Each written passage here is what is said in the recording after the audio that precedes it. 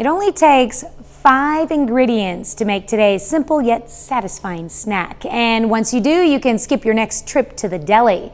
Howard shows us how to make half-sour dill pickles in the Mr. Food Test Kitchen. Have you ever been at the market or stopped by a roadside stand and noticed what looks like mini cucumbers? You know, the ones that are about 2 to 3 inches long and the skin is a bit paler than regular cukes? If you have, those are commonly known as Kirby's or pickling cukes. Now, we're seeing more and more of them as they come into their peak season. So let me show you what you can do with them.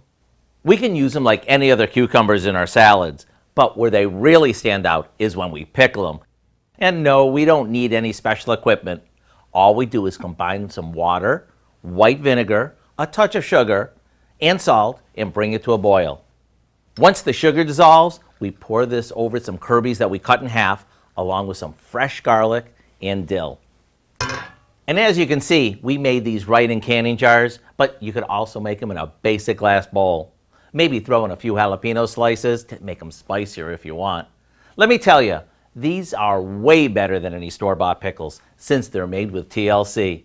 And whether you serve them with your grilled favorites or just sneak one out of the fridge, you can't go wrong. So don't dilly-dally. Go online and get the recipe for our half-sour dill pickles, so you'll have it on hand the next time you pick some of these up. I'm Howard in the Mr. Food Test Kitchen, where today we found a crispy and juicy way for you to say, "Ooh, it's so good." You can find this recipe along with a lot more good food from the Mr. Food Test Kitchen online. Just go to our website at